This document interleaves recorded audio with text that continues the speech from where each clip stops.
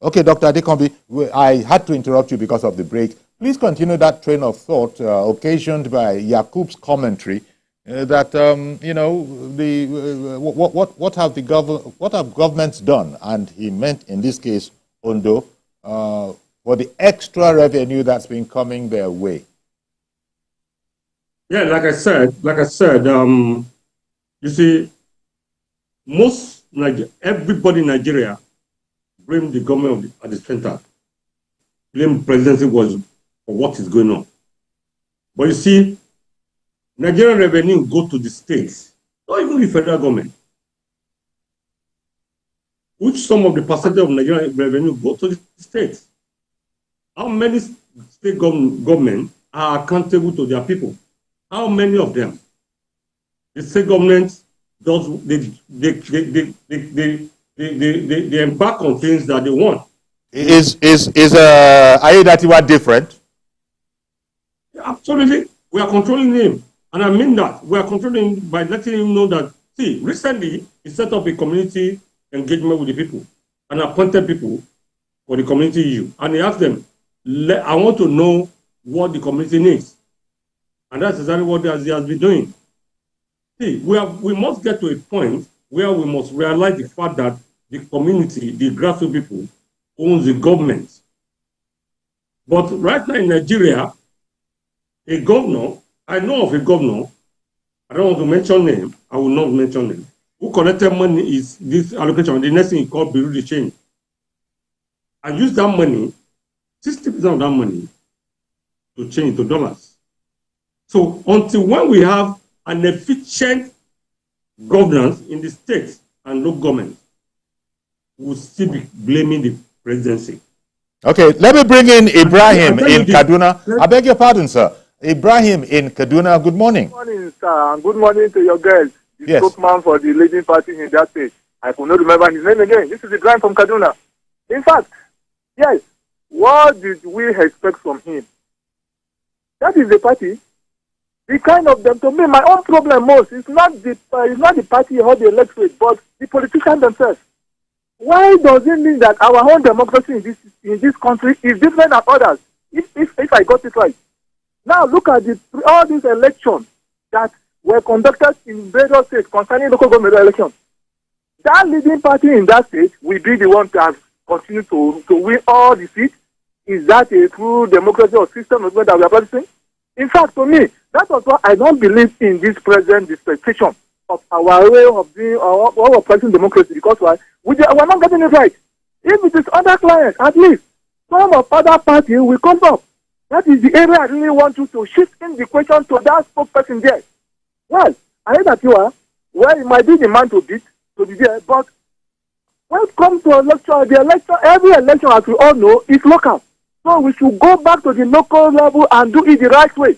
By the time you're able to speak the language that these local people will understand, we'll get it right. But the way it's going, our democracy will be a mirage. For me, really, I don't have concern in the national level or whatsoever, but the local, because this is where most of us come from. That is the area I really want most of these chief executives of various states to look into it and channel their strength there, but not to flood everything to that place or the other. Nigeria, one day we'll get it right, but we should try to reverse this system of democracy and have our own system of democracy all over in Africa. That is just my own. Thank you very much. Thank you, sir. That is the end of what I can contribute to this morning. Bye. Okay. Thank you very much, Ibrahim in Kaduna. Dr. Femi Adekanmi heard you. Let me respond to what Ibrahim just said. He had forgotten the fact that recently, in the history of this government, I mean, in the whole of Nigeria, no government, and I mean it, no government has ever made an attempt to give the local government autonomy. No government. But this present government went to Supreme Court to make sure that the local government councils have autonomy to control their funds. And recently, you heard what the Senate said 2-3 days ago about the autonomy of the local government. And at the end of the day, and what the present government is trying to achieve is to make sure that, look, let the local government control their funds. Let the state government having control of their funds.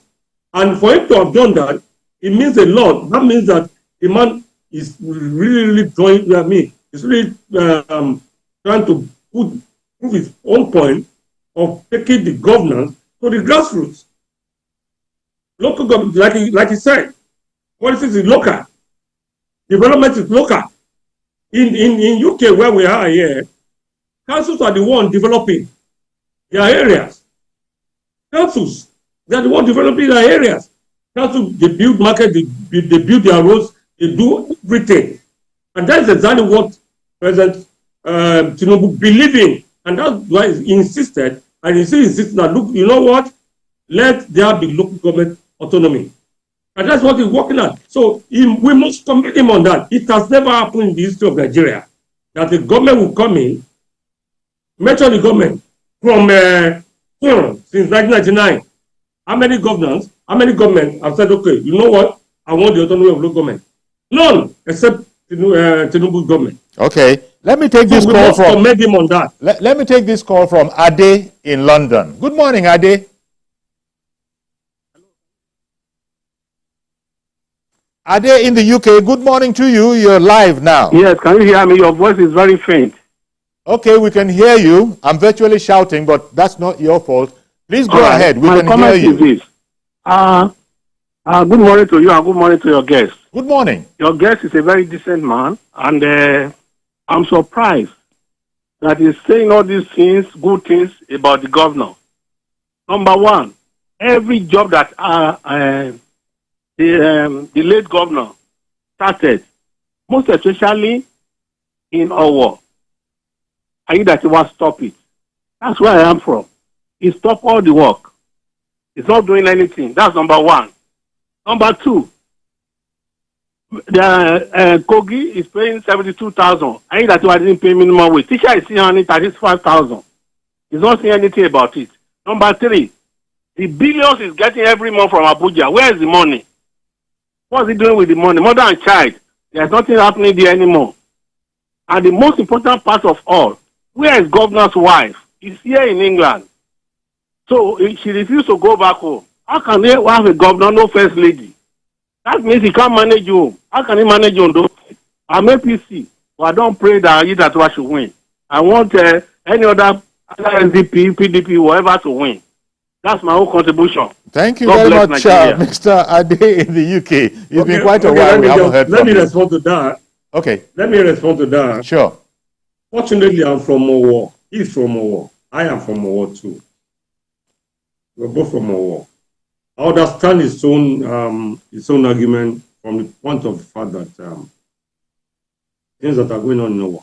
But don't forget the fact that recently, and I mean it recently, Governor Aiyedatiwa started some roads, commissioned some roads in Owo.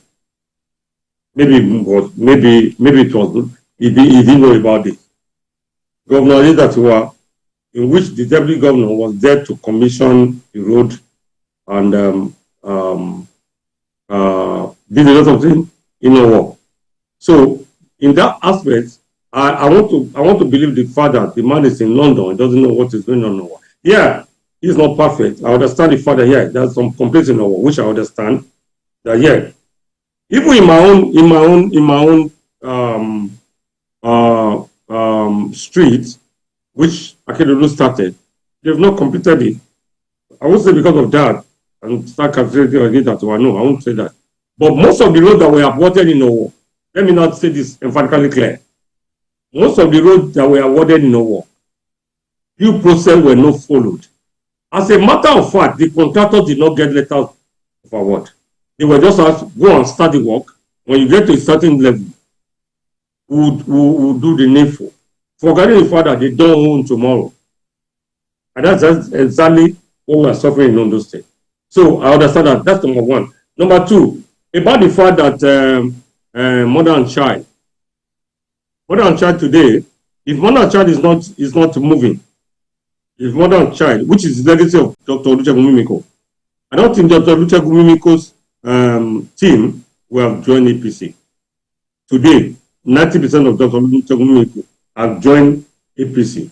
90% have joined APC. So that gives you the fact that the man is satisfied with. As a matter of fact, Dr. Olusegun Mimiko is presently doing his PhD in medicine. PhD in medicine at the same what's it called? Ondo Modern Child University. Dr. Olusegun is presently doing that. We celebrated his 70th birthday in London a few days ago, and the man is really happy with the same. So I understand this man. We are both in London right now, and I will appreciate if you can call me. Let me emphasize what the government have done in those things. I'm not. I don't see why it's not perfect, and that's the fact. It's not. You cannot get any perfect man in governance. That's the fact. There will be one or two issues with that government. So the charge that Ade made, that some ongoing projects in Owo were stopped. The charge Ade made that which one did this? Apart from, see, now I just explained to you that those ones that were stopped were because of the fact that they want to put things in order, because a lot of them that were awarded were not awarded according to the stipulated what's it called? System. Like my own road, Governor Akeredolu awarded that road to the contractor by mouth without giving the guy, the contractor, any letter. Just say, okay, go and do the work, bring your bill, we'll see. So the wrong way of commissioning somebody to do the work, and that's what I've been suffering. I met the governor, and the governor said, look at what happened. If we continue this way, that means if I ask the guy to continue to apply to everywhere, those things. So what he's now doing is now saying, okay, bring your papers. We'll not normally award the job to you, which is the normal thing to do. And that's the way to go. Okay.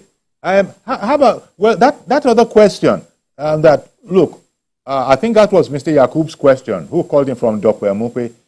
The extra revenue that has been coming in as a result of removal of the subsidies on fuel and all of that, people keep on putting things at the doorstep of the presidency.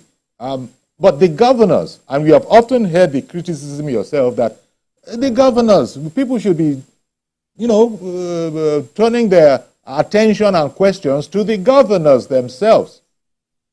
But in the meantime, I agree with him. I agree with him completely. Okay, as I was speaking, I was just alerted that Funsho Imina has also called in. So let me join Funsho Imina to this trend. Good morning, Funsho. I hope you can hear us, Funsho Imina.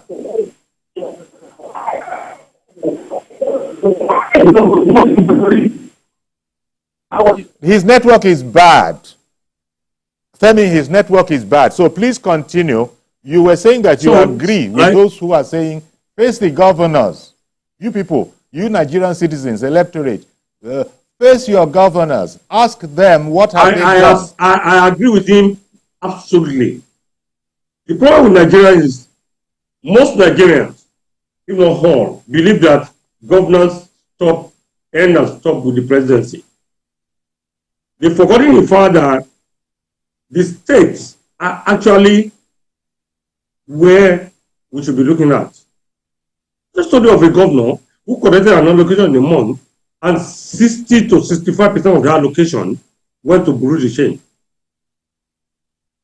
A governor in Kogi, according to what EFCC investigated, bought houses for his family in all over the world. And that's why the money has been hiding. It's in my party. I don't want to talk more about that. But the fact is, the real issue in Nigeria today are the fact that people must concentrate on their governors. What are they bringing to the table? Don't look at the Tinubu will not come and construct markets in your place. Tinubu will not come and put water in your place. No. Tinubu will not do that. Tinubu will not come and construct your local roads. It is the duty of your state governor. So when you see people complaining, oh, this road is bad. This road is bad. Oh, hey, Tinubu. But they've forgotten the fact that that road does not belong to Tinubu or to the federal government. That road belongs to the state government. Indeed. So they should be asking questions from their state governors. Okay, let me bring in Mazi Okoroafo. I beg your pardon. Mazi Okoroafo, good morning to you, sir. Inaro Chukwu. Good morning, Sayori. Sayori, see, what I'm just trying to point out now, that the election forthcoming, they should try as much as possible. Avoid all those things that happened in Edo. Because at the end of the day, we start asking, are you doing comparison between military regime and democratically elected government? Because military regime is the worst anything anybody can think of. Now, the people there, they know exactly what they want. I will advise INEC to do the needful. Let it be free and fair. That anybody who is contesting, please, tell your people, what I mean are people, the people that love you, the people that want you, that look, come out and vote for candidates of that. And we should stop this issue of voters apathy. And voters apathy have now turned to another money voters system. That for Nigeria now, if you don't see money, you not come out and vote. What is your problem? Now, listen, there's one thing about what the facts have showed us that if you allow politicians to use money and come and woo you to come and vote, when he or she goes back, he or she must do what? Recoup his money. And when you recoup his money, what is he going to do? The money meant for building of roads, building of schools, putting infrastructure facilities available, making pipeline water available, taking care of the fraud and rest. He or she will use to go and pay back the banks or to go and pay the financial. Oh, all right, Mazi, I get the general idea. We're fast running out of time, and I do want to leave some time for Dr. Adekanmi to respond. Go ahead, Dr. Adekanmi. Yeah, like what the last caller said about Edo election, comparing that with Ondo election. What happened in Ondo election? People now said, look, we don't want this. Nobody, from the outset, I told a lot of my colleagues, I was in Edo. I formed part of a team that was set up in Edo to give the actual this thing that will happen. There was a committee that was set up, and I was the one that chaired that committee to go and look at the factual issue that will come out of Edo. Because in that one, we give our factual verdict. I was saying, you know what? Edo election is won already. How do you expect a governor who started fighting with his traditional council, the Oba of Benin, who started fighting with his deputy governor, who started fighting with his civil servant, who were everybody, this man was a fault with everybody in the state to win an election? Possible. Who voted against him? And that was why they voted massively for the APC guy. The APC candidate is their grassroots candidate. If they know him, he's always with them. He stays with them. Unlike the PDP candidate who stayed in Lagos. Edo is not Lagos. But the same Obaseki, who kept on telling everybody, Edo is not Lagos, presented a candidate who is from Lagos, who stays in Lagos, who does all his business in Lagos. And unlike APC man, candidate, who stayed with them. And this man, they know him. As a matter of fact, it was interesting that as a senator, this man moved freely in his central district. No, without the security. So they love him, they see him as their home. So when you look at that election in Edo, it was obvious the man was going to win. And it was obvious Olumide Akpata cannot beat anybody there. So it was a clear. We presented our report and said, you know what we need to do is let us improve on our voters' awareness. Let them know what we have done. And that's exactly what we have done. Okay. Okay, Dr. Adekanmi, I'm sorry to jump in. I'm sorry to keep jumping in, but time is running out. But to sort of end it on Ondo State, I suppose I have to cycle back to the beginning where you had said that, could we not see how you were chilling in the UK? It's indicative of the fact that you don't have a problem in Ondo State when it comes to the election come November 16. Aiyedatiwa is the man to beat. The party, APC, is the party to beat. Those were the notes you sounded at the top of the program. Is that where you want to leave it? Yeah, like I said, UK, London is my second home. I come here every month. This more or less where so I can basically tell you that I'm moving out of here in the next couple of days, to join them in their in the campaign. All right. And the fact I want to let you know is that this election in those states today, we are absolutely comfortable with what is going on. We have done our homework. We have done everything. We have removed everybody that we believe can be obstacle for us in PDP. Okay, then. Take for instance, I beg your pardon. We've completely run out of time. I'm so sorry. The PDP leaders in those states. The PDP leaders. I'm so sorry, Dr. Femi Adekanmi. We've completely run out of time, but we do want to register our appreciation to you, making time available to come and talk about the upcoming November 16 election and things political in Ondo State. Thank you very much for your time. Thank you. I appreciate that.